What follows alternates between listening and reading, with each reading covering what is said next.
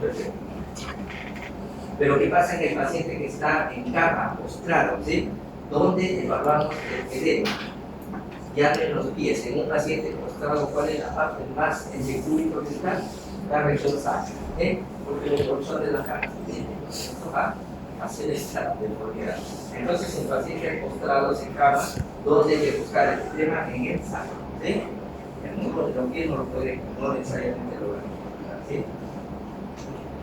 Y así una pregunta, si fuera un paciente con Drácula, ¿dónde se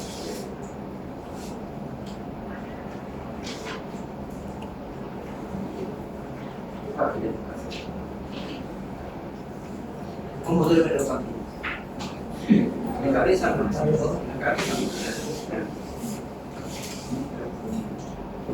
La idea es que ¿no es cierto? ¿Qué cosa es la dilatación excesiva de la pupila? La pupila normalmente mide de 3 a 5 milímetros. Cuando está por más de 5 milímetros hablamos de ideas que dependen del sistema simpático. Cuando está por debajo de 3 hablamos de miosis. Eso es importante porque hay muchas personas que, ¿no es cierto?, con digamos, con condiciones desesperadas, intentos de suicidio, ¿no es cierto? Intentos de suicidio y a veces ingieren sustancias tóxicas que tenemos dos órganos fosforados, como el palatión, el malatión y los carbamatos. Racumín, por ejemplo, tiene carbamato y eso origina miosis. Es decir, las pupilas se ponen pequeñitas, un frijol, y el tratamiento con esto es la atropina. ¿Hasta cuándo? Hasta que haga la midriasis, hasta que se tira en ese momento de neutralizado el veneno, ¿no es cierto? Y se ve con bastante frecuencia. Por problemas a veces sentimentales, decepción amorosa a la chica su novio le saca la vuelta, ¿no es cierto? Engaña, como otra, porque como otra es normal. Sí, le saca como se imagina. De ahí a ganas de suicidarse con ganas. La hemoptisis, ¿no es cierto?, es la expectoración violenta que produce cualquier parte del trato del tracto gastrointestinal. Federico Chopin, ¿no es cierto?, el representante más grande de la música romántica, la historia de la música mundial, murió de tuberculosis a los 35 años. ¿Sí ven? Y la epidermis es el sangrado que proviene del tracto digestivo alto. Lo del tracto digestivo alto es una cuestión un tanto formal. Nosotros tenemos el marco duodenal, ¿no es cierto? Aquí está el páncreas, ¿sí? Primera porción, segunda porción, y entre la tercera y cuarta porción del duodeno, ahí se encuentra el famoso ángulo de Treis. Todo lo que esté proximal al ángulo de Treis es alto, todo lo que esté distal es bajo. ¿Sí? Y aquí ven el sangrado a través del listo columnar en sus columnas. A veces es difícil diferenciar, la gente no sabe si lo que ha botado viene del pulmón o viene del tracto digestivo, y aquí entonces hay algunas ayudas diagnósticas. Si el paciente va con sangrado y en sangrado hay resto de comida, sale la proceso de la cebolla, hay eso del estómago, pero si sale sin resto de comida puede ser del estómago. Si viene acompañado o precedido de náusea, vómito, ¿no es cierto?, es digestivo, pero si viene precedido de tos, esto es más respiratorio. ¿Sí? Si hay melenas, ¿no es cierto?, además de la epidermis hay falta de sangre digerida, ¿no es cierto?, aparece por la cesta. Esto es digestivo, acá usualmente no hay melena. Las hemoptisis tienden a causar mayor anemia porque la pérdida es considerable volumen que cae la hemoptisis y el más sensible es el pH. Acá el pH por el tubo gástrico es que las hemoptisis es alcalino y en las hematomesis es ácido por el tubo gástrico que tienen ácido clorhídrico. ¿Qué célula del estómago produce el ácido clorhídrico? Célula, muy bien, la célula parietal. Y yo no le digo cómo produce la célula parietal. Aparte del ácido clorhídrico, el factor intrínseco, ¿no es cierto?, que es un cofactor que se une a la vitamina B12, es un cotransportador Y cuando hay lesión de las células parietales, pues estos pacientes pueden desarrollar anemia de tipo megaloblastia, pueden decirse de vean entonces cómo las cosas empiezan a tener razón. Ahí está lo que es la melena. La melena, ¿qué es eso, no es cierto? Son heces pastosas negruzcas de aspecto desgranado, pero que tienen olor, un olor propio, una vez que lo huelen, se van a olvidar, ¿sí? Acá va a ver. Y entonces, debido a que al sangrado que al atravesar el tracto digestivo interacciona con la flora microbiana. Y es eso, esos microorganismos que tenemos los que degradan la sangre y terminan procesándola y terminan el producto final es la melena. Y es signo de hemorragia digestiva alta. En cambio, ahí va. El signo de Archie Robinson, oftalmólogo, se dio cuenta que en algunos pacientes sí que tenían sífilis, le ponían la luz y la pupila, nada que ver, ni se abría, ni se dilataba, ni se nada. Entonces la falta de reacción, ¿no es cierto?, del reflejo pupilar a la luz, de la luz, simplemente la pupila, no pasa nada con la pupila, pero después los movimientos, todo el resto está bien. Y eso se lo hace él. No, descubrió que estaba asociado a la neurosífilis, ya no siquiera la sífilis genital, sino ya sífilis de compromiso del sistema nervioso. Y a eso se le llama la pupila de Archie Robinson. A esto lo deben haber escuchado cuando un paciente tiene una lesión del sistema piramidal, que es el sistema motor voluntario, se libera el sistema extrapiramidal. Entonces, cuando uno estimula la planta del pie, normalmente se defiende, el dedo flexiona. Pero cuando el paciente extiende los dedos, se llama reflejo plantar extensor, o más conocido como el signo de Babinski, que significa que hay lesión de la vía piramidal, ¿sí? La que controla los movimientos voluntarios. Y aparecen estos movimientos involuntarios. El signo de Brudzinski, aquí lo ven, ¿cierto? Cuando el paciente flexiona, flexiona el cuello de forma refleja, flexiona las piernas. ¿Por qué razón? Al hacer este movimiento, entonces lo que hacemos es estar traccionando las meninges. Sí, estás jalando la meninge. Y si está inflamada, le produce dolor. ¿Y qué hace en forma refleja al flexionar las piernas? ¿Sí? Otra vez evita el estiramiento de las meninges. Esto es interesante porque a veces llegan pacientes con problemas de ciática, ¿sí? Y dice, doctor, ¿qué uso? ¿Qué debe usar? ¿Zapatillas o zapatos de tacos? ¿Qué le recomendaría a un paciente que tiene problemas de la ciática? ¿Zapatillas o tacos? Tacos. Entonces, si le das zapatillas que no tiene eso, lo que hace es, y hace esto, y que está haciendo traccionando el nervio, está agravando el dolor. Entonces, pero si usa tacos, ¿qué hace? El pie, ¿sí? Evita la tracción del nervio. Entonces, lo que puedes usar unos tacos. No tan alto, porque si no va a parecer chica mala.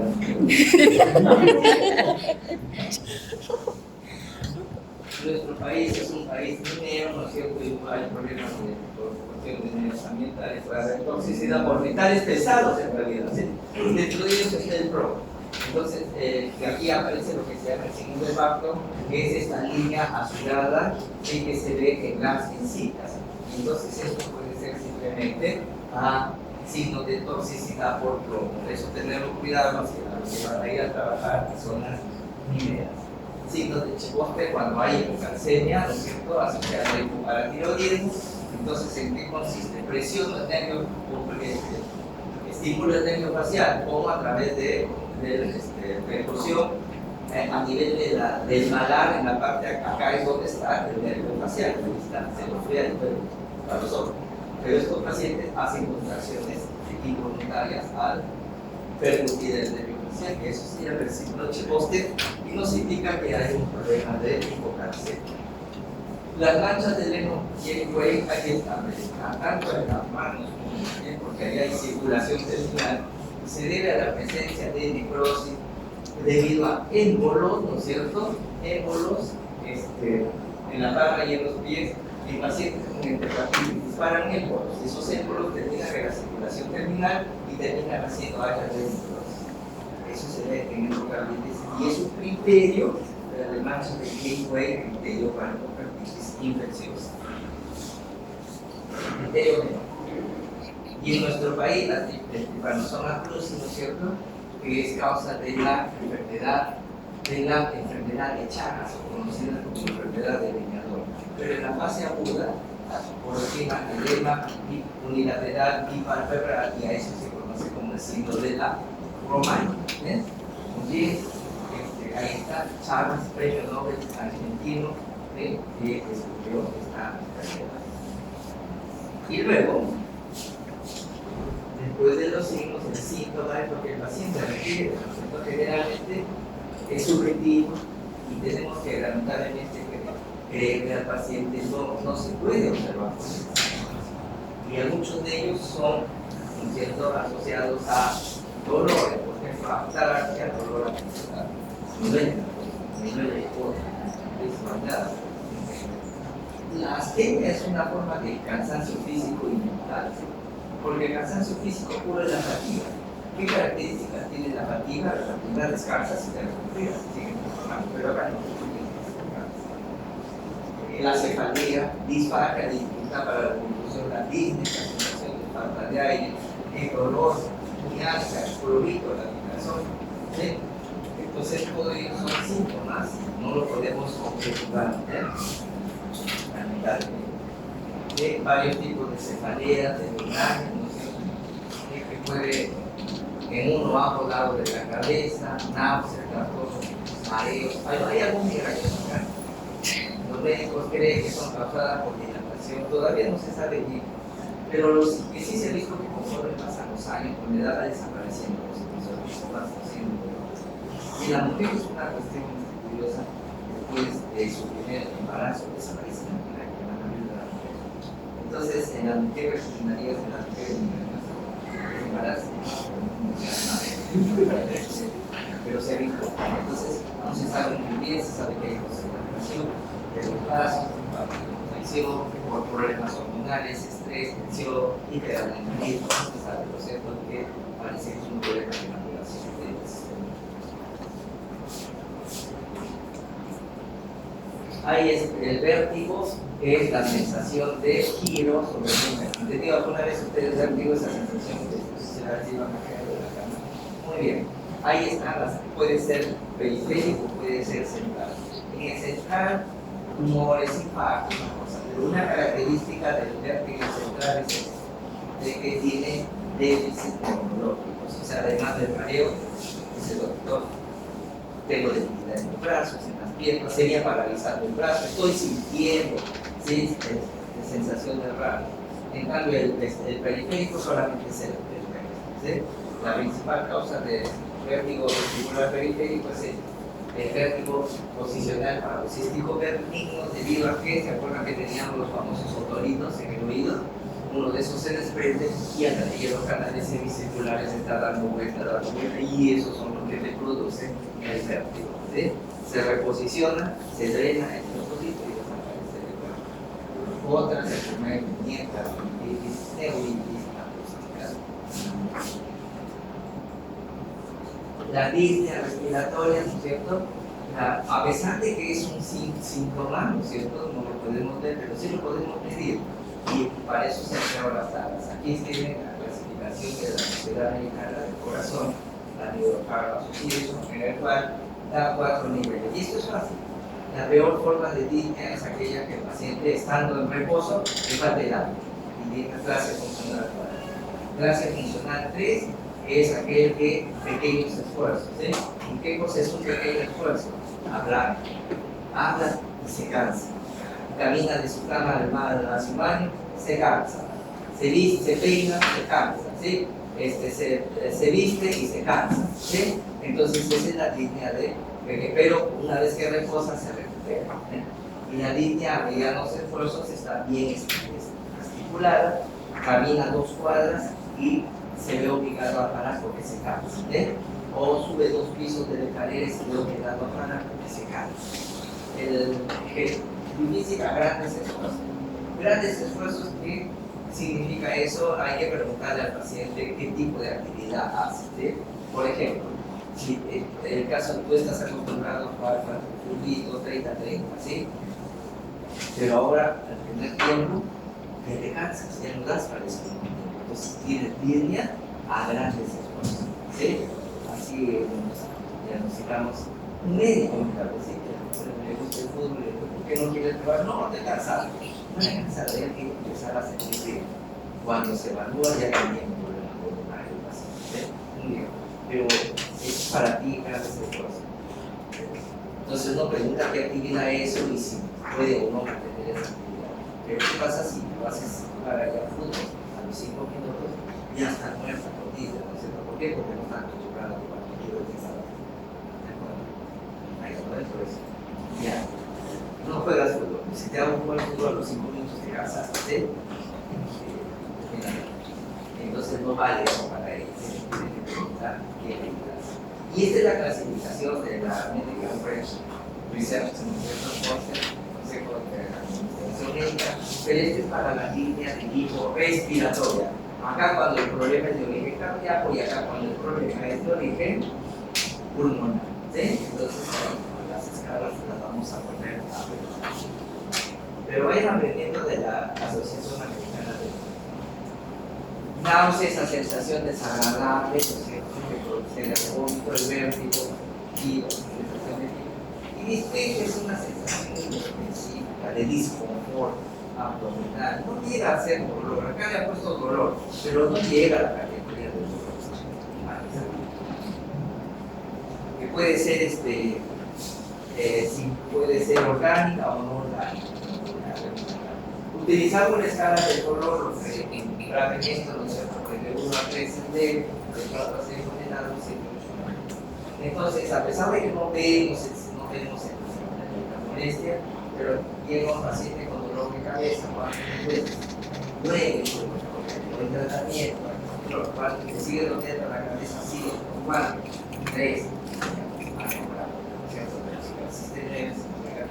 entonces sí, esto para el seguimiento, para una respuesta a la interesante. ¿Cuál se considera que, aparte del impacto, ¿no es cierto?, el dolor de campo, pero no todos las mujeres sí sabemos ¿no? Pero ¿cuál es el dolor que se considera que es el más de mayor intensidad? ¿Cuál? ¿Qué más? La quemadura. No, ¿qué más? ¿Cuál es eso? Cuando yo voy a sacar un antiinflamatorio, si el antiinflamatorio me controla ese dolor, es bueno. ¿Cuál es? El dolor de muela. Es horrible el dolor de muela. ¿Sí? Ese es el parámetro que utilizan para que se considera como el dolor más fuerte, porque todo es un dolor respiratorio. ¿Ya? Bien. Vamos a la escala visual análoga. Y luego entramos al síndrome. Entonces, cuando ya tenemos signos, síntomas, pero además de eso, exámenes de laboratorio y las imágenes que tienen una misma y se puede explicar a partir de una sola fisiopatología, entonces la etiología puede ser diferente, a eso le llamamos síndrome. Y aquí tenemos el ejemplo típico clásico para entender. Nosotros tenemos el síndrome nefrótico.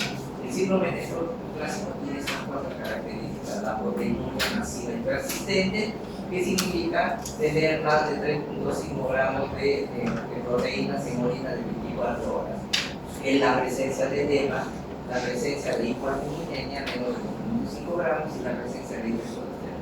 Tiene estas 4 características que este paciente tiene, entonces tiene el síndrome nefrótico. Pero analicemos: 3.5 gramos en orina de 24, ¿qué cosa es? ¿Es un síntoma? ¿O qué cosa es? Es un examen de laboratorio. ¿Sí? Ya, ¿qué cosa es el edema? Ese sí es un síntoma. ¿Qué cosa es la hipoalbuminemia? Es un otro examen de laboratorio. ¿Y qué cosa es la hipercolesterolemia? Otro examen de laboratorio. Entonces, no se quede, como la mayoría de escuelas de medicina, síndromes, signos y síntomas, no, signos, síntomas, laboratorio. Y hasta imágenes entran acá en el síndrome nefrótico. ¿Ya?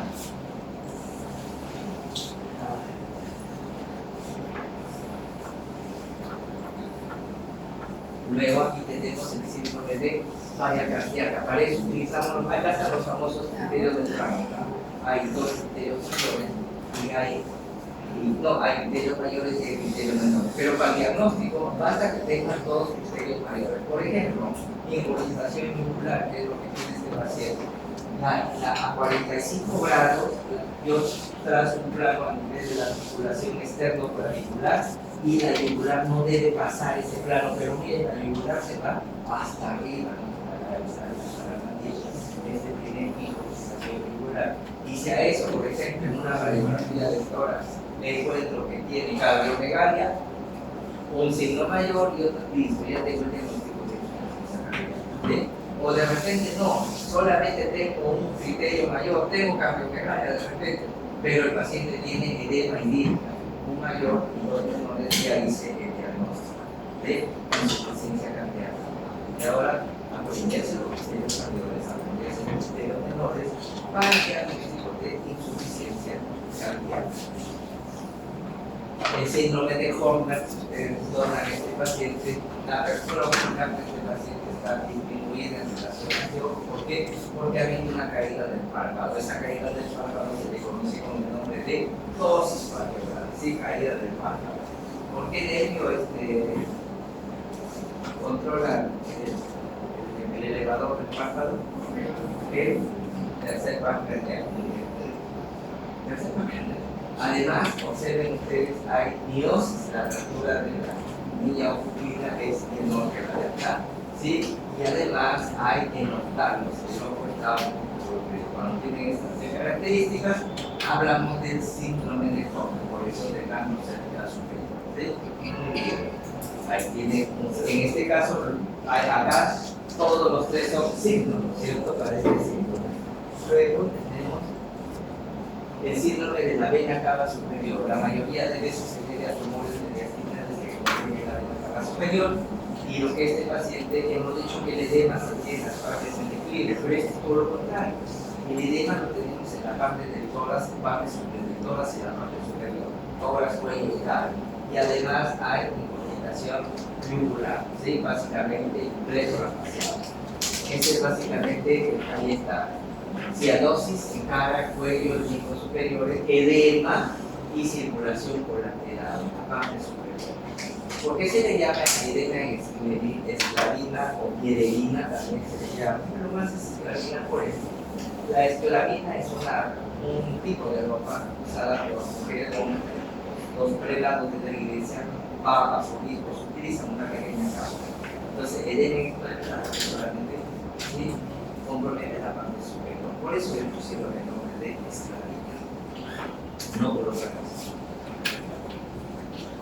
Cada vez hay población más vieja y empiezan a ver los ojos, se me secan los ojos, la boca se me seca, la mano, la lengua se me pega, se me traba. Y entonces cuando tenemos boca seca o serostomía, o el ojo seco, también hablamos del síndrome de Sjögren. El síndrome de Sjögren puede ser primario, pero la principal causa secundaria del síndrome de Sjögren se asocia a artritis reumatoide. Entonces, todos los pacientes que tienen síndrome de Sjögren hay que descartar que tengan artritis reumatoidea porque se puede estar asociado. Y entonces, si es primario, ya hay que dar saliva natural, saliva artificial, ahora hay saliva, lágrimas naturales, se pega, pues abrir.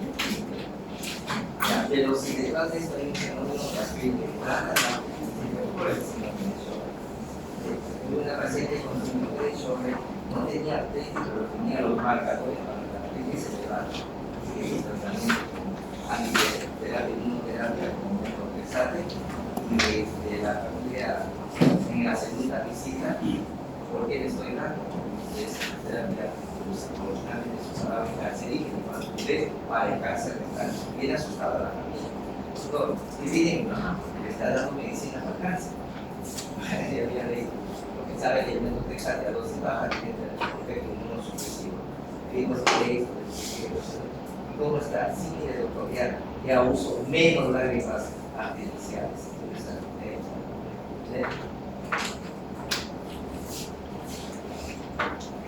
Esta es la enfermedad del siglo, ¿no es cierto? Y en el cual hay estos 5 parámetros, de los cuales el principal no debe faltar para el síndrome metabólico es la obesidad central. ¿Sí? ¿Cómo medimos la obesidad central? ¿A qué nivel se mide? qué nivel de tendencia? El ombligo, ¿cierto? Debajo del rebote costal, debajo del ombligo, ya. ¿Qué pasa si te llega una señora que se ha hecho la cirugía plástica, la intestina, ¿no es cierto? La han estirado tanto que el ombligo lo tiene en la espalda, ¿sí? La que tiene espalda, ¿no es cierto? No, ya no es el ombligo, ¿no es cierto? Y si te llega a la, ¿dónde le vas a llegar? Ya no tiene ombligo, no nació de la mujer, ¿o no? ¿Dónde le vas a buscar? Ya. Entonces, el punto de referencia, si quieren hacer algún estudio con el síndrome metabólico, y acá más o menos está la espina ilíaca anterior-superior y la última costilla, la costilla a la mitad, ¿sí? No me interesa si la vamos a la espina ilíaca anterior-superior, la última costilla y la parte media, ¿no es cierto? Aquí está mal.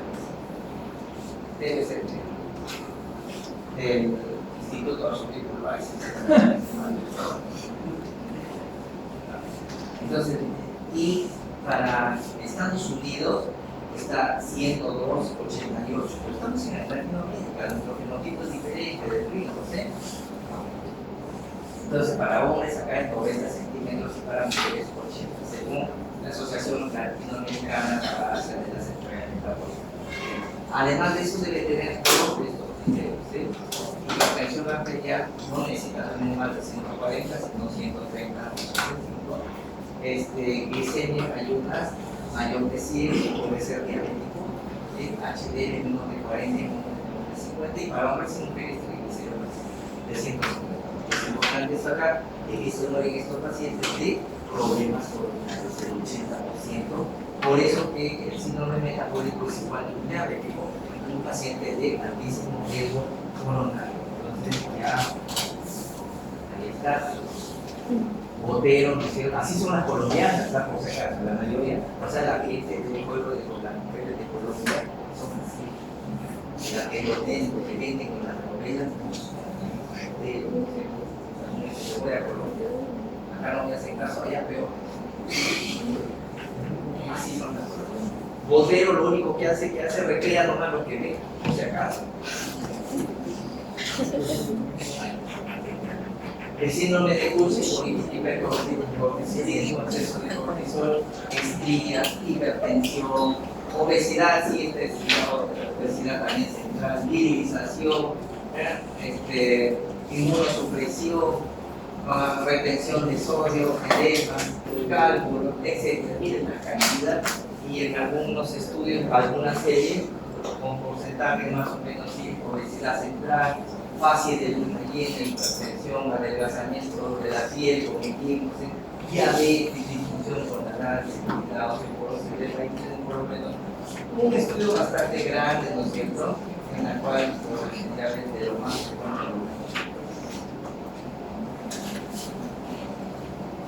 el síndrome de Kaplan, ¿no es cierto?, que son pacientes que tienen artritis reumatoidea y que inhalan el sílice, y a partir del sílice forman nódulos. El sílice sirve como el estímulo, ¿no es cierto?, para formar. Entonces, la presencia de artritis y nódulos reumatoideos, ¿no es cierto?, con polvo mineral superior, a eso se llama el síndrome de Kaplan, pacientes con artritis reumatoidea. Luego tienen ustedes el síndrome de Levich. Miren, observen acá, esta es la región las arterias iliares, y aquí viene la femoral. Estas cosas blancas que son placas aderomatosas, sí, que están obstruyendo la circulación. Entonces, estos pacientes, cuando caminan, experimentan no solo fatiga, sino dolor en la región de la nalga, la pierna posterior y hasta la pantorrilla. ¿Y por qué? Porque simplemente no hay una buena irrigación. Todos alguna vez se les ha pasado el tiempo de un año, ¿no es cierto?, y han tenido calar, ¿no es cierto? ¿Se imaginan? Caminar y sentir ese dolor que sienten cuando se les pasa la hora de ¿no han tenido? Entonces, porque no han tenido, mañana se sientan 2 horas ahí para ver lo que siente el paciente, ¿sí? Pero el hecho de tener, ¿no es cierto?, obstrucción del del latido femoral, ¿por qué no lo tienen a nivel del coronal? ¿Sí? Lo pueden tener. Por eso que también es equivalente a una enfermedad coronaria del síndrome de Lynch, así se llama, oclusión de las ramas principales por debajo de las arterias renales. Bueno, en promedio a veces dice para ver el índice de tobillo raso, para ver si hay obstrucción en el síndrome de Lynch. Mira, aquí está, le tomo la presión a este nivel, le tomo la presión a nivel del brazo y comparo, ¿no es cierto? Si es menos de 0.9 la relación, entonces dice, oye, aquí hay problemas de irrigación. Para eso nos sirve. Y sobre eso podemos hacer otros estudios de imagen, de resonancia. William Osler, que es el padre de la medicina, que estudia medicina sin libros, navega en un mar desconocido, ¿sí? En un mar reconocido. Navega un mar reconocido, pero el que estudia medicina sin pacientes ni siquiera va a la mar, ¿sí? No va a la mar en pacientes. Entonces lo que dice Osler es que la medicina es con el paciente, ¿sí? Por eso que todas esas técnicas, inclusive lo que estoy haciendo acá, solamente es para motivar ¿Alguna pregunta? ¿Tenemos tiempo? Ah, ya, 15 minutos nomás. Para hacer la siguiente clase. Para estar a la par con el otro.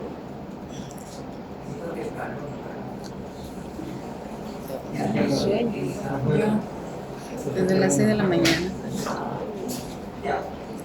Algunos aspectos de la historia clínica, porque esto, conforme desarrollemos los capítulos, lo vamos a ir reforzando.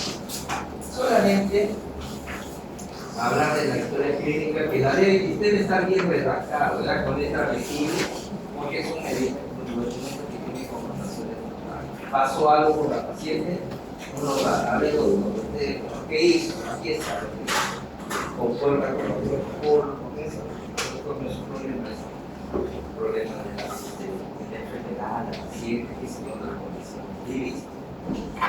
Entonces, 35, 33 años de médico, hasta ahora no tengo ningún problema legal, porque yo no hago historia clínica, no soy residente. No, yo soy responsabilidad de revisar. Las historias clínicas todas tienen una hoja clínica de investigación, anamnesis, actual, función neurológica, antecedentes personales, fisiológicos, familiares, y viene la revisión anamnésica. Una historia en 10-15 minutos ya debe estar elaborada.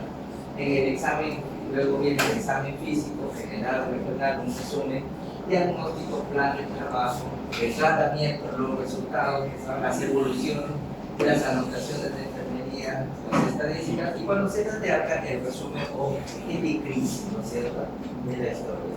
Todas las historias tienen esta hoja clínica de gráfica de controles vitales que contempla el pulso, la respiración, la presión y la temperatura. ¿Dónde está la saturación? Atrás probablemente de la máquina, pero aquí no. ¿Para qué sirve esta hoja? Porque acá día a día puedo ver de una sola mirada cómo va la presión, cómo va la temperatura, cómo va la frecuencia respiratoria, cómo va el pulso, ¿sí? Entonces veo la evolución del paciente en forma gráfica. Para eso sirve. Algunas cosas adicionales, si es alérgico, si grupo sanguíneo y sus generales de ley que lo identifican al paciente. La hoja que es la primera hoja que hemos dicho, ¿no es cierto?, la hoja clínica, y luego viene ya la anamnesis. La anamnesis se comienza con la afiliación, el nombre, ocupación. Es importante porque hay algunas enfermedades que predisponen a ciertas ocupaciones que predisponen a ciertas enfermedades. Por ejemplo, dentro del grupo del médico, ¿cuáles son los médicos que tienen mayor eficacia en de tasa de suicidarse, en intento de suicidio? ¿Qué especialistas son los que logran suicidarse con más eficacia? Doctor P. ¿Cuál?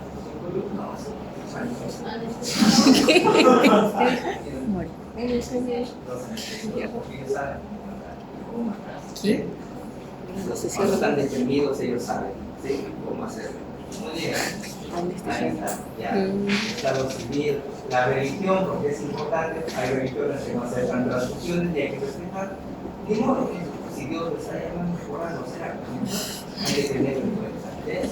En enfermedad actual, los signos y síntomas principales, tiempo de enfermedad, ciclo brusco y el curso agudo crónico reagudizado, que lo vamos a ir comentando.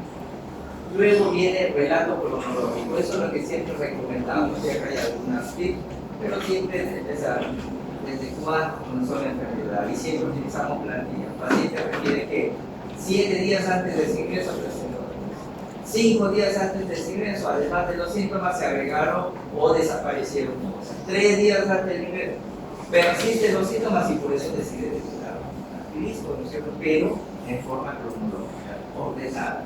Eso es lo que recomendamos principalmente.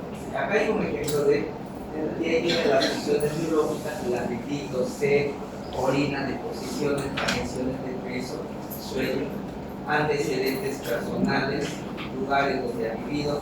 Eso es importante porque hay zonas endémicas. Por ejemplo, vamos a ahora ya no conocemos a Pampa, pero saben que existe esto de Bolivia, una colonia de alemanes del Tirolese que se establecieron ahí, estuvieron aislados, van a decir, parece que había una línea genética en el que y como no tenían antes, parece que había cruces entre familias, entonces encontramos una alta incidencia de leucemia en esa población, en aquellas alguien considerado. Y el otro caso, por ejemplo, en una población de la selva de Pucallpa, fuimos a una comunidad, hicimos un barrido, el 70% de la comunidad tenía SIDA. ¿Por qué? Uno de ellos había salido a Lima y después había regresado. Y después de su regreso, 70%. Entonces, ¿qué cosa hay? Proximidad. O sea, todo. Por eso es importante a veces encontrar algunos hábitos. Y eso es cierto. El grado de instrucción, porque es importante para adecuarnos, no esperen, ¿no es cierto?, que el paciente nos entienda. Hay que adecuar a veces nuestro lenguaje al grado cultural de la persona. ¿Sí? Por ejemplo, si viene una persona de primaria y dice, ya no le voy a decir el nombre, pero es el doctor Calisto, señor, usted tiene un síndrome coronario viajero agudo. Pero si yo les doy usted acaba de tener un preinfarto, la gente lo entiende, ¿cierto? Entonces hay que buscar las palabras adecuadas que al grado de instrucción. Entonces ahí está lo que debemos nosotros hacer. En fisiológicos, esto es el desarrollo físico, esto es para la historia pediátrica. Si se acuerdan, si no es importante, ¿sí? Para el adulto mayor, no claro. Rendimiento escolar, sí, porque de repente aprobaste ¿a qué año, hija? Tercero primaria, ¿qué pasa? No entendía la profesora, no entendía el profesor, no. Puede que tenga un problema de rendimiento escolar, y rendimiento escolar bajo en los alumnos de primaria, que es igual a hipotiroidismo congénito, ¿sí? Y esa es la primera manifestación de los pacientes con hipotiroidismo. No aprenden, no pueden pasar la primaria. Antecedentes menarquia es la primera menstruación, dismenorrea, dolor a la menstruación, ya gravidez, ¿no es cierto? Fecha de ¿qué cosa es toxemia?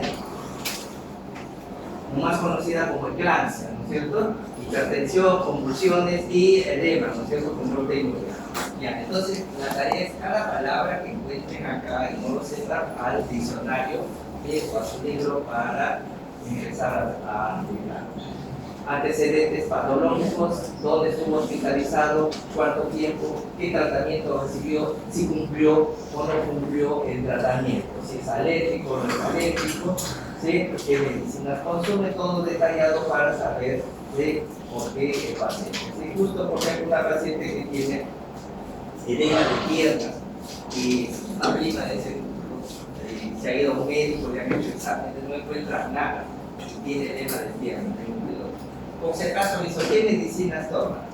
Es hipertensa, está tomando el losartán y está tomando el amlodipino. Entonces el amlodipino ¿sí? Que es un cáncer antagonista. ¿Y qué efecto adverso tiene el cáncer antagonista? Rubor facial y ¿qué más? Edema. Edema que principalmente hay muchos que no lo toleran y por eso, ¿sí? Ya. Es muy fácil, fíjate, el cáncer antagonista. Dale un diurético. Le ha quitado hace una semana, se fue el edema. Ha gastado un huevo de plata en exámenes, solamente por no querer, por no molestar. Porque también ya tiene probado. Pero ahí está, ¿sí? Ahí estaba el problema. Ya estaba pensando que estaba mal del riñón, del corazón, de cosas. Entonces, observen ustedes. Ahí está. Ha habido hábitos nocivos, alcohol, tabaco, drogas, ¿sí? Disfunción eréctil. ¿Qué cosa es disfunción eréctil? ¿Se para o no se para? No, sí se para. La ley está mal, ¿sí? Lo que pasa es que no tiene la suficiente duración como para tener una relación sexual placentera. Ahora, ¿qué cosa es relación placentera? Ya, esa es otra cosa, ¿sí? De repente, un minuto para ti es placentero. Sí, es rápido, es quick, ¿no es cierto? De repente para otro una hora, otro toda la noche ya. Pero sí hay erección.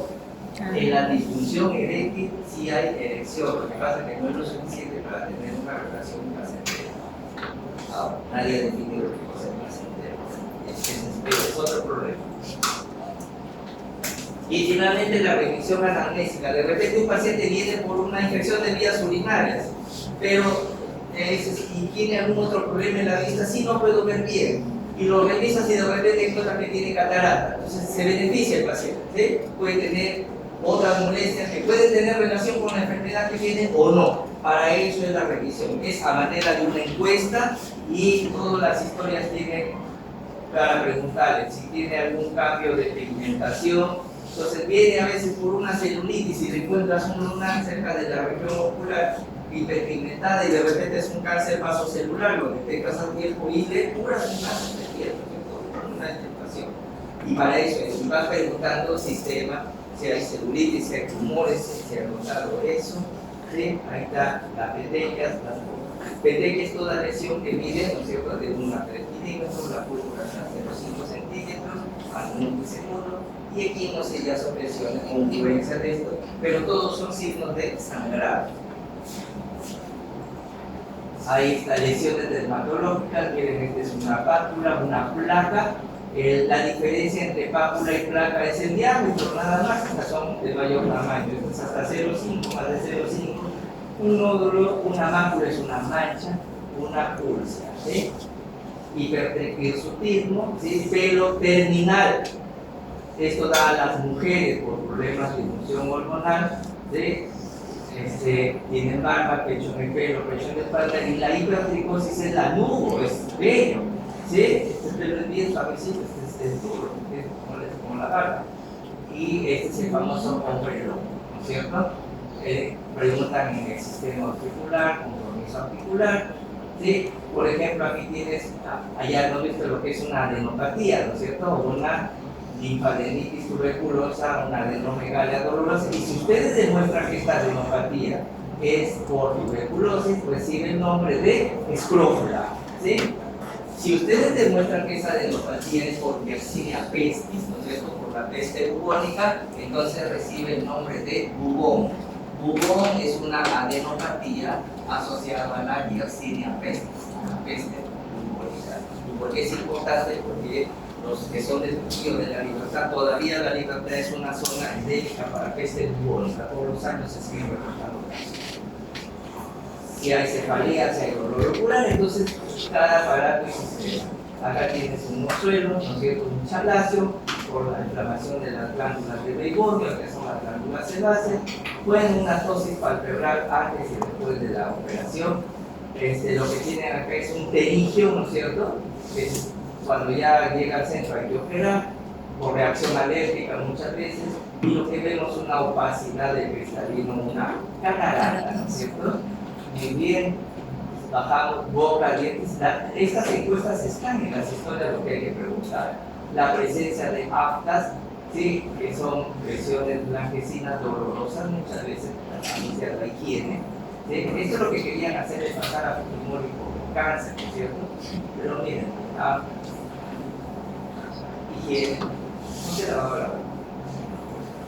Glándulas mamarias, respiratorio cardiovascular, y acá un ejemplo, ¿no es cierto?, de polimastia cuando es toda la glándula mamaria, y politeria cuando es solamente la areola, más de los areolas. ¿Sí? Bien, el aparato gastrointestinal, la tarea es cada palabra que encuentren acá, van a estar neuropsiquiátrico, estabilidad emocional, y aquí tenemos otra vez a el buen médico trata la enfermedad y el gran médico trata al paciente. Nosotros vemos pacientes, no vemos enfermedades. ¿Sí? Y finalmente 5 minutos nomás para estar aquí ya con nosotros. La primera parte está más interesante. Ya lo que es el examen físico. ¿Sí? El examen físico es la exploración. Utilizamos instrumentos básicos, ¿sí?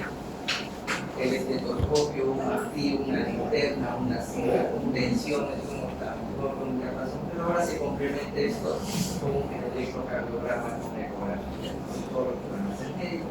Si pueden en vacaciones matrículas en esos cursos de electrocardiografía y ecografía, por ejemplo, en el hospital Balizagó, los médicos estaban capacitados para electrocardiografía y algunos, y ya no lo repito mucho en ecografía, entonces, más o menos, una cosa que hacemos ahí para defensa. Requiere práctica continua, ¿no? Y ahí está entonces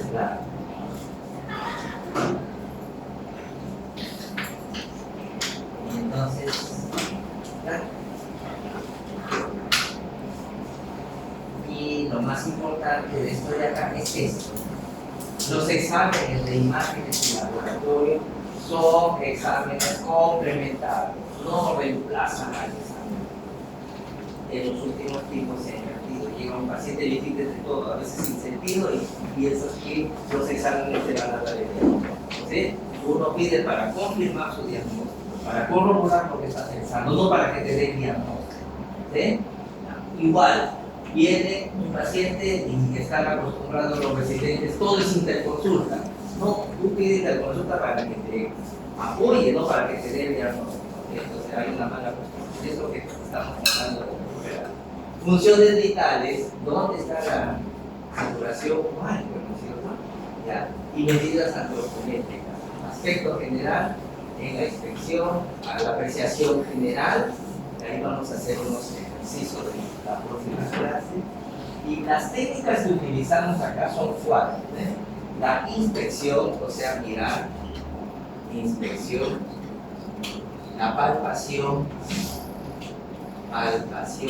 la auscultación, y la percusión acá, la percusión y finalmente la auscultación. Y debemos de seguirlo.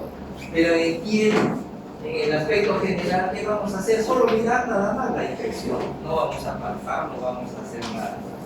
¿Sí? Ahí está. Vemos cosas generales como el estado nutricional, el estado de hidratación. ¿Sí? Por ejemplo, si yo veo este paciente acá, ¿sí? Es un paciente varón, que queda aparente unos 50 años de edad, estará en buen regular estado general o mal estado general, desde que está conectado a tanta máquina está en mal estado general, ¿cierto? Debe estar con dificultad respiratoria porque está conectado a un respirador artificial. ¿Sí? Está hidratado, parece que sí lo tienen hidratado. Muy bien, con calor peligrosa, tubo endotraqueal, una cánula oral, una cánula nasogástrica, tiene un catéter, por ahí no se ven los catéteres periféricos y no sé si tiene una sonda. Ya nos dice que es un paciente. Está en decúbito dorsal, probablemente para que tolere esto tiene que estar sedado, así que de forma obligatoria tiene que estar obligadamente tiene que estar buscando, ¿sí? Entonces ya te da una idea de la población. ¿Sí? Aunque lo han maquillado bien, que no se llama. En la piel, inspección y palpación nada más, y de repente nosotros encontramos esto. ¿Qué cosa es eso? El cuello, hiperpigmentación, y hay unas pequeñas acrotomas, ¿sí? Algunas proporciones. ¿Cómo se llama eso? Acartosis nigricans, y eso es importante porque ese paciente tiene ya predisposición genética a la resistencia a la insulina, diabetes, si no se vemos las uñas que vemos acá, onipodistrofia, ¿sí? En las uñas, acá a veces por falta de cuidado se puede ver ojos ahí, pero acá miren, que se llaman los pits. A veces estas lesiones uniformes que se parecen a un dedal puede ser el único síntoma que el paciente dice que tiene psoriasis y no hay todavía la placa, ¿sí? Acá miren ustedes las uñas que están hundidas, que eso se llama coilonilla, y la coilonilla, uñas en cuchara, nos dice que hay problemas de desnutrición, deficiencia de fierro, zinc, de elementos en el sistema osteoarticular, la inspección y la palpación. Acá hago la escala de Daniels para evaluar la fuerza muscular. En las articulaciones, ¿no es cierto? Ver cómo está el movimiento, el rango, si hay inflamación o no. Y observen esta mano las deformidades que el paciente adquiere en paciente con artritis reumatoidea avanzada. Miren, los dedos desviados hacia la región pubital, los dedos, las falanges cristales hiperflexionadas, conocidas como dedos en cuello de sirve. El dedo hiperextendido, que el paciente no puede hacer esto y hace esto, y eso remeda a los huecos que usamos en la camisa para colocar los botones. Por eso se llama deformidad en ojal del pulgar o la lesión de botonía, del trasero, ¿cierto? Donde se colocan los botones. Muy bien. En la cabeza, inspección, palpación, y en algunos casos se utiliza la auscultación. Ahí está la córnea, la opacidad de la córnea se llama leucoma. Cómprense su oftalmoscopio porque lo que nos interesa es eso. Llega un paciente con dolor de cabeza, llega un paciente con somnolencia, fondo de ojo. Así debe ser normal esto de acá. Pero si no logran ver nítidamente el disco óptico y lo ven así borroso, a esto se llama edema de papila y papiledema. ¿Y qué traduce papiledema? Hipertensión endocraniana, ¿sí? Ahí está la imagen de un paciente solo con el oftalmoscopio y listo, le pueden salvar la vida. La opacidad de la córnea, hemos dicho que es leucoma muchas veces por traumatismo o lesión directa de la córnea. Y vean este paciente que tiene un arco, una lesión grisácea en la periferia de la córnea. Esto es lo que se conoce con el nombre de arco senil, propio de las personas adultas. Es un proceso simplemente degenerativo, nada más. ¿A qué calor que hace? Y a veces lo estamos con eso. En los oídos, boca, ¿sí? Y aquí tienen ustedes estas lesiones hiperpigmentadas, ¿sí? Lo has apagado, ¿sí? ¿Sabes qué es apagado? Y estas lesiones hiperpigmentadas se conoce como la boca de perro, porque los perros chiquitos han visto como una boca simple, es bien negra, bien, el tener esto de acá, esta lesión de la mucosa, eso hace a la enfermedad de PGG, que es una forma de fagomatosis. Pero no solamente tiene esto de acá, el problema es que el intestino desarrolla tumores en todo el tracto gastrointestinal. ¿Eh? Antiguamente se pensaban que eran hematomas tumores benignos, pero hoy se sabe que también pueden ser malignos, ¿no es cierto? Y el único tratamiento es todos los años, por la nosotros, los tumores laterales se llaman. No hay tratamiento porque esto es complejo. El problema es cuando no lo detectas y no haces nada por estos pacientes. Lo que ven ahí son unas lesiones blanquecinas, ¿no es cierto? A forma algodonosa. Y si ustedes que se les tapan y dejan un fondo o piso, y esto es lo que se conoce como el buble oral, que se ve en pacientes inmunosuprimidos, y en estos tiempos está mucho asociado la inmunosupresión a qué cosa, a VIH, SIDA. lo que ven es una paciente con artritis gotosa y esa acumulación de ácido úrico en las articulaciones precipitada, cristales de ácido úrico, se conoce con el nombre de gota. Listo, seguimos. Miren, al examinar la piel de una mujer con esta piel llamada piel de cáscara de naranja, y eso es cáncer de mama. ¿Sí? Cáncer de mama infiltrado, que ya infiltró y ya expone los poros haciendo membrana mamífera. En tórax y pulmones, la inspección, palpación, percusión y auscultación tienen que ser 4 técnicas. En cardiovascular, inspección, palpación. Y en abdomen, aquí, primero inspeccionamos y después auscultamos. Este es el único aparato que se cambia el ojo. Después palpamos y al final preguntamos. Observen, este paciente tiene fectum excavatum. ¿Tiene alguna implicancia médica el fectum excavatum? La respuesta es no. Pero cuando el fectum excavatum es parte del síndrome de Marfan, sí. Pero no por eso, sino por el Marfan. Además de tener los brazos largos, fectum excavatum, también tiene, ¿no es cierto?, dilatación de la aneurisma de la aorta. Y eso es lo que nos mata los Marfan. Bien. En geniturinario, en varones testiculares, ¿alguno de ustedes tiene varicocele o PS? Porque puede tener problemas de fertilidad. Entonces, cuando hay varicocele, que son varices, equivalente a las varices, lo que hace es incrementar la temperatura a nivel testicular y los espermatozoides pueden ser disfuncionales por aumento de la temperatura. ¿Ya? Entonces, ya, aprovechen las vacaciones para que se cuiden, ¿sí? Vayan a tener. Y ano y recto, terminamos, y al final el sistema nervioso, que es un examen especial. Vean entonces ustedes acá, esta chica que les llama la atención, baja todo, pero tiene, ¿qué cosa? Acropatía de los cefalídeos de Danburg. Cuando le tomas una tomografía, está lleno de bronquiectasias, ¿sí? Estas bronquiectasias, cuando tienen a infectarse, producen broncorrea, o sea, secreción purulenta, un vaso, medio vaso, así, todas las mañanas. ¿Ya? ¿Te casarías? ¿No? ¿Si tiene plata?